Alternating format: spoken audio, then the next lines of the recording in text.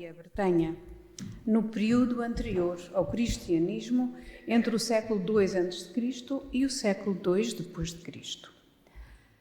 Não sendo reconhecidos como magistrados legalmente constituídos, os druidas, eles exerciam funções religiosas, jurídicas, políticas e pedagógicas.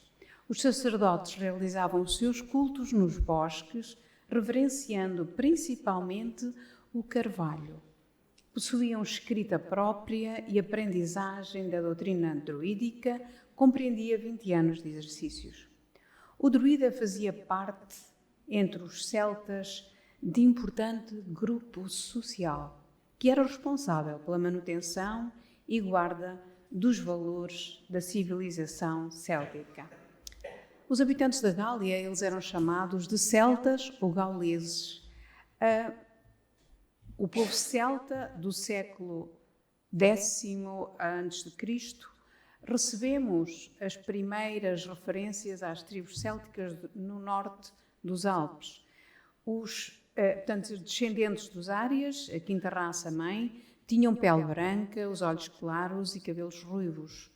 Guerreiros, destemidos, porque acreditavam que a morte é só uma passagem, conquistaram territórios que iam da Turquia à Grã-Bretanha. O apogeu da civilização celta deu-se de 600 a 52 anos antes de Cristo, ano em que os romanos deram início à dominação dos seus territórios. Para podermos compreender um pouco e nos situarmos geograficamente, a Bretanha é um estado da França que já foi conhecido por Gália. Então, os druidas foi um povo que há 3.000 anos habitava territórios onde hoje são o Reino Unido, norte de Espanha, Portugal e da França. E todos estes povos compartilhavam o mesmo tronco linguístico e alguns traços culturais. Entre as diversas funções, os druidas na sociedade, as principais eram como intelectuais e conselheiros. Considerados por muitos como magos e bruxos, a filosofia dos druidas era fundamentada nos princípios do amor e da sabedoria. Aqui podemos já verificar que a doutrina espírita tem 2 mandamentos, que já todos nós sabemos. Aqueles que frequentam aqui esta casa já sabem que o primeiro mandamento é amai-vos uns aos outros, amai-vos, e o segundo mandamento, tão importante quanto o primeiro, instruí-vos. É aquilo que estamos aqui a fazer. Então, verificamos já que a doutrina dos druidas era fundamentada nestes princípios do amor e da sabedoria. Eles adoravam a natureza e estavam sempre em busca do equilíbrio com ela e com os outros seres. Além disso, cultivavam a música e a poesia. Então, o druidismo passou a ser considerado uma filosofia de vida. O treino para se tornar um senhor de barba branca, tal como nós estamos habituados a imaginar os druidas, vestido de túnica e de sandálias de couro, pode levar 4 anos e até 3 classes de ensinamento. Li, quando estivemos a pesquisar sobre este tema, que hoje ainda é possível as pessoas tornarem-se druidas. Então, existem 3 graus de aprendizagem. Os bardos, e quem são esses? O primeiro grau, a sua cor é o azul, são cantores e poetas. Com a música expressam as suas emoções, contam histórias e louvam os deuses. São treinados para passar a mensagem druídica, seus mitos e mistérios ancestrais. O segundo grau, os ovates, estes são magos e médicos. A sua cor é o verde. Possuem habilidades medicinais, supostamente mágicas, e são conhecedores da astrologia e, em estado de transe, seriam capazes de se conectar com outros seres e com além. Poderiam prever o futuro e transmitir mensagens do outro mundo. Na imagem 2, verificamos que ele aparece a colher um visco porque, segundo o naturalista romano Plínio o Velho, os druidas eles usavam uma foice dourada para pegar essa erva sagrada que cresce nos galhos das árvores. Os druidas, o último nível, são os sacerdotes e juízes, a sua cor é o branco. Esta é a definição de druidas. São profundos conhecedores, conselheiros e responsáveis pelos rituais religiosos druídicos. São também juízes e, no passado, eles tinham funções políticas importantes. Originário de termos gaélicos, bretões e galeses, druida significa aquele que tem a sabedoria do carvalho. E vamos ver porque é que o carvalho para eles era uma árvore tão importante. Então, vejamos, o druidismo fundamenta-se em dois princípios básicos: o respeito da natureza e a crença na imortalidade da alma. O carvalho, considerado sagrado pelo druidismo, simboliza a imortalidade da alma, pois quando morre, de dentro do tronco morto, germina a semente de uma nova árvore. Tão bonito! Eu não sabia e fiquei maravilhada com esta descrição. A vida após a morte e a comunicação com os mortos estão também presentes no druidismo. O repositório da cultura celta está contido nas tríades bárdicas. Então, os druidas eram considerados pessoas sagradas, isto resumindo, sagradas pelos celtas, apesar de pertencerem a etnia diferente. A linhagem druídica vem da quarta raça-mãe, os Atlantes. 3 categorias de druidas existiam no apogeu da cultura celta, já vimos isso: os bardos, que eram os poetas, os músicos, os zeladores da tradição, os vados, que eram os filósofos, professores e médicos, e os druidas, a autoridade em cultos e cerimónia. O druida, por sua autoridade, centralizava a unidade do povo celta. Então, vimos quão importante foi o conhecermos um pouquinho sobre os druidas, sobre a doutrina céltica, que vamos aqui à frente vamos analisar, e agora falemos do espiritismo. Muito sumariamente, podemos afirmar que o espiritismo é uma doutrina de cunho filosófico-religioso voltado para o aperfeiçoamento moral do homem, por meio de ensinamentos transmitidos por espíritos encarnados que se comunicam com os vivos através de médiuns. O espiritismo é então uma doutrina cristã, por isso os espíritas acreditam em Cristo e usam os seus ensinamentos na vida.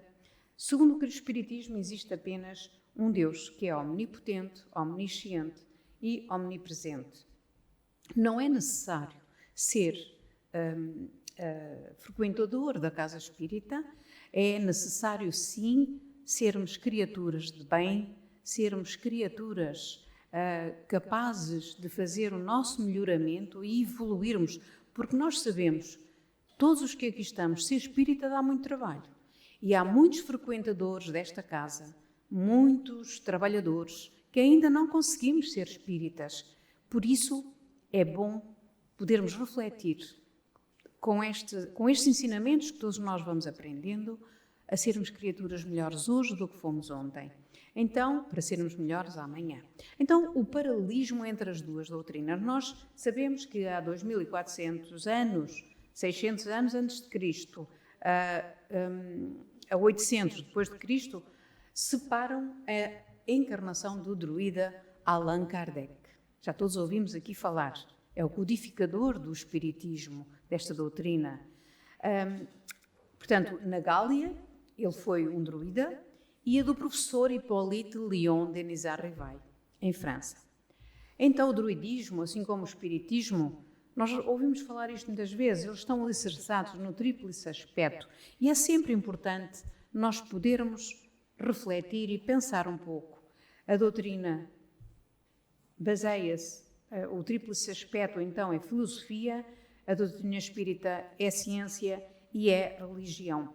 O espiritismo difere de todo e qualquer ramificação espiritualista religiosa, uma vez que não possui dogmas propriamente ditos, mas fundamenta-se na razão e nos factos.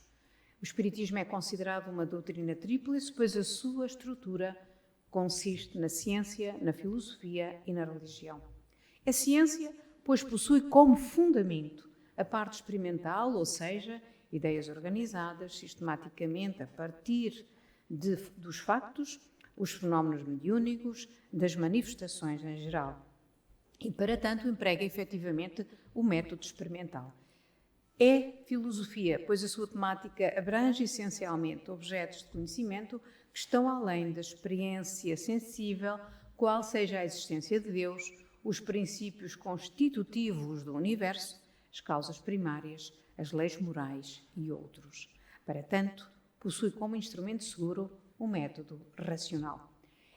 É religião, na medida em que seu fim último consiste na restauração do Evangelho e na prática dos princípios cristãos.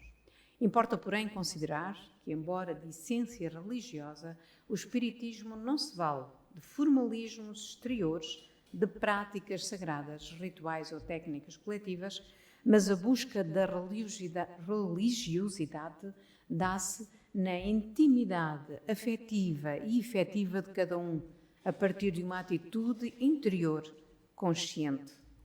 Em seus aspectos científicos e filosóficos, a doutrina será sempre um campo de investigações humanas. No aspecto religioso, todavia, repousa a sua grandeza divina por constituir a restauração do Evangelho de Jesus Cristo, estabelecendo a renovação definitiva do homem para a grandeza de seu imenso futuro espiritual. Isto foi retirado do Livro dos Espíritos de Allan Kardec. Há 2021 anos atrás, no auge da decadência da civilização celta, a humanidade recebeu uma promessa. Uma promessa de quem? A promessa de Jesus. Se me amais, guardai os meus mandamentos. Eu rogarei ao Pai e Ele vos dará outro Consolador, para que fique eternamente convosco, o Espírito da Verdade, a quem o mundo não pode receber, porque não o vê nem o conhece. Vós o conhecereis, porque Ele ficará convosco e estará em vós. O Consolador, que é o Espírito Santo, a quem o Pai enviará em meu nome, vos ensinará todas as coisas e vos fará lembrar de tudo o que vos tenho dito. Está em João 14, capítulos 15 a 17, versículos 17 a 26. Inúmeros são os pontos de convergência entre as doutrinas, entre as duas doutrinas, o druidismo e o espiritismo. Se não vejamos, o paralelismo entre a religião celta e a doutrina espírita, analisamos os pontos principais, que é Deus, da progressão dos espíritos, da imposição das penas, da transição dos espíritos, dos destinos, do destino e a lei de causa e efeito, do retorno dos espíritos de luz, da reencarnação. Foi uma análise sumária que encontramos na internet, que nos traz aqui estes resumos. Então, o que é Deus? A visão da doutrina espírita. Deus é a inteligência suprema, causa primária de todas as coisas, soberanamente justo e bom. Deus é eterno, imutável, imaterial, é único, todo-poderoso, omnisciente e omnipresente.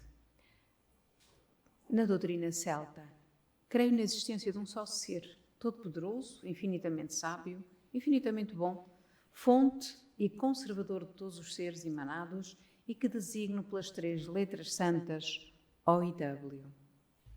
A consciência, fazemos aqui um pequeno comentário, a consciência de um Deus que nos ampara nas nossas necessidades é inata, ou seja, todo o ser, mesmo inconscientemente, busca essa essência e todos são distintamente ligados a ela.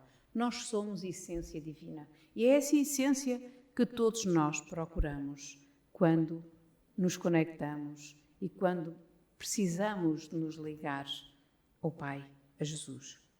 Então, na progressão dos espíritos, a visão da doutrina celta, os círculos das existências. ANKN, eles consideram o abismo, a Abré da progressão, o Envé dos puros e que o Gante, Deus. Então, os espíritos, na visão da doutrina espírita, na progressão dos espíritos, nós temos 3 grandes classes. Os espíritos imperfeitos, os bons espíritos e os espíritos puros. Se nós formos avaliar, cada degrau, cada escala tem umas quantas classes. Nós provavelmente ainda estamos neste primeiro degrau. São predominância da matéria sobre o espírito, a propensão para o mal. Os bons espíritos, é bom que já nos encontremos aqui neste degrau, é o desejo do bem, a predominância do espírito sobre a matéria.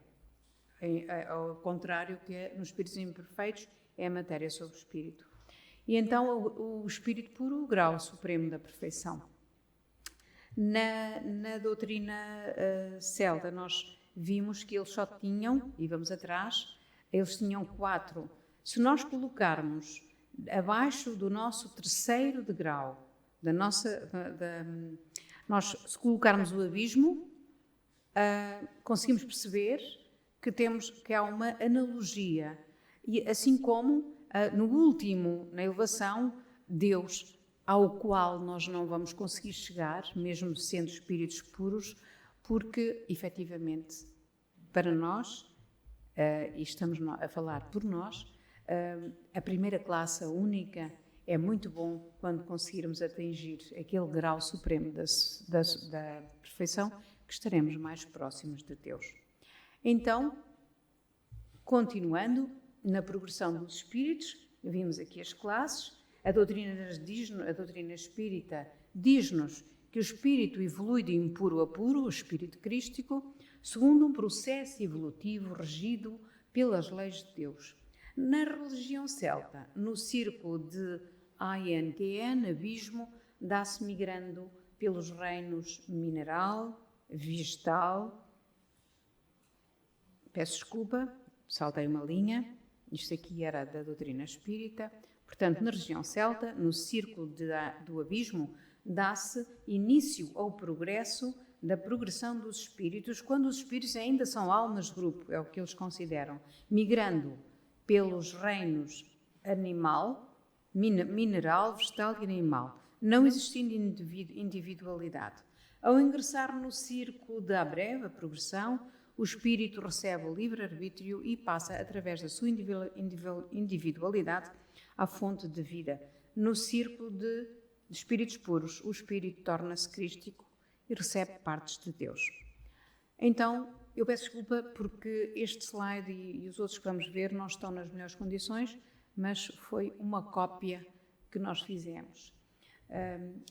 Da imposição das penas, na visão da doutrina espírita, as penas impostas aos espíritos não são eternas, elas duram o tempo necessário ao seu aperfeiçoamento. Na visão celta, na trajetória pelos 3 ciclos das existências, o espírito depara-se com 3 géneros existenciais. Já vimos aqueles nomes todos. O primeiro, o estado de submissão à fatalidade, o estado de liberdade e livre-arbítrio total, e em Gwendovet, estado de felicidade suprema e amor perfeito, ponto da perfeição que todos os espíritos alcançarão um dia. Fica claro, nas 2 versões, a manifestação da lei de causa e efeito, à medida que interagimos com as verdades das leis divinas, praticando-as, ambos ascendendo aos reinos superiores. Da transição dos espíritos, o espírito dorme na pedra, sonha na planta, move-se no animal e desperta no homem. Isto dizia-nos Leon Denis. Leon Denis, que também foi druida. Um druida importante que foi o seguidor de Allan Kardec. Então, o reino mineral, o reino vegetal, o reino animal e o reino hominal, na visão espírita. No reino mineral constitutiva, a matéria inerte, vegetativa anterior, mais vitalidade, a sensitiva anterior, mais inteligência instintiva, e racional anterior, mais inteligência superior, quer dizer, é o reino hominal onde nos encontramos. Na região celta, na visão da religião celta, para eles, todas as coisas têm alma. Minerais, plantas, animais e os homens têm parcelas de energia divina em graus diferentes. A alma mineral é puramente constitutiva, a vegetal é vegetativa e a animal é sensitiva. Cada ser detém rudimento do anterior. A alma humana, através de suas reencarnações, trabalha a sua qualidade da alma racional a caminho do último patamar, do primeiro patamar do Gwendovet. Então, as duas visões levam a que a evolução se dá tanto na condição compulsória quanto na consciente, ou seja, à medida que cresce em nós o vivenciarmos as leis de Deus, compreendemos que somente chegaremos ao Pai interagindo com elas. Então, do destino e a lei de causa e efeito, e estamos quase a terminar, na visão da doutrina espírita, agir com os outros como queríamos que os outros agissem connosco. Isto é do Livro dos Espíritos, de Allan Kardec. Deus criou os espíritos simples e ignorantes. A opção pelo bem ou pelo mal é fruto do património gerado pelo livre-arbítrio de cada um. Nós temos o nosso livre-arbítrio e, portanto, ou andamos mais depressa ou vamos mais devagar. O tempo que temos é nosso. Então, na visão da religião celta, eles dizem que acreditam em virtude desta liberdade e da escolha que dela decorre, e é enquanto eles se encontram dentro do círculo da Abrep, que estamos a ver, que é o primeiro, do abismo, não é? Submetidos à experiência, à dor, à morte transmutadora, os homens podem, por sua aceitação ou sua recusa, por sua escolha inteligente ou irracional, elevar-se ou decair dentro da escala humana. Portanto, aqui também é visível o livre-arbítrio. Portanto, nas duas visões, percebemos que o processo evolutivo consciente se dá a partir do reino nominal ou o círculo da Brete. E à medida que interagimos no amor maior ou não, transitamos entre várias facetas da progressão espiritual ou faixas da progressão espiritual, tantas vezes quantas as necessárias à purificação do espírito. Do retorno dos espíritos de luz. Visão da doutrina espírita. Os espíritos puros, já na escala final da evolução por amor à humanidade, pedem para voltar à Terra encarnados para ajudar na evolução coletiva ou individual dos homens. Na visão, na religião celta, acredito que alcançando pela primeira vez o círculo máximo de Coenved, o mundo da plenitude, o ser pode descer de novo, voluntariamente, ao círculo da Abrete, e só em Abrete, e aí reencarnar em forma humana, seja com fins de experiências novas e do benefício espiritual e intelectual daí recorrentes, seja com uma meta altruísta de ajudar os homens e os seres inferiores a se apartarem da Abrete. Abrete, que é o abismo. Isto quantas vezes quiser, protegidos pelo esquecimento. Então fica claro, nas duas visões, a presença do princípio da misericórdia divina nas encarnações missionárias, que é a expressão máxima da fraternidade. Da reencarnação, na visão da doutrina espírita, Allan Kardec disse-nos, deixou-nos dito, nascer, viver, morrer, renascer e progredir sempre. Tal é a lei. Na visão da região celta, 3 condições indispensáveis para chegar à plenitude. Transmigrar em Abrete, transmigrar em Coenved e recordar-se de todas as coisas passadas desde ANQN. Nas duas visões, o processo evolutivo dos espíritos pressupõe experiências na matéria física, objetivando o desenvolvimento da aprendizagem das leis divinas. Então, chegamos assim ao final, não chegamos nada, ainda tenho mais este slide. O paralelismo, que é importante, acaba por ser considerações finais, o paralelismo entre a religião celta e a doutrina espírita. Podemos considerar o druidismo como precursor do espiritismo, tal o paralelismo existente entre ambos. Conseguimos ver de uma forma muito rápida este paralelismo existente. Na França, antiga Gália, o berço dos gauleses, sucessores dos celtas na Europa, foi preparada pela espiritualidade superior, no sentido de adquirir as condições necessárias ao advento do Consolador prometido por Jesus, a codificação da doutrina espírita, Allan Kardec, o nosso codificador. Esta região da Europa guarda até hoje toda a herança espiritual dos druidas celtas. O espiritismo surgiu em França por ela ser, naquele momento, o berço cultural da humanidade, o que daria à nova doutrina a credibilidade necessária.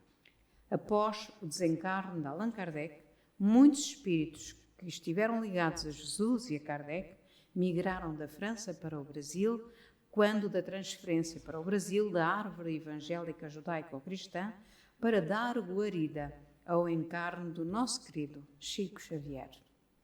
O druidismo, como precursor do espiritismo, vem-nos mostrar que sempre, em qualquer época das nossas vidas, das nossas existências diversas, estivemos e estamos amparados pela misericórdia divina através dos seus missionários desde a Lemúria aos dias de hoje. Pela vossa atenção, muito obrigada.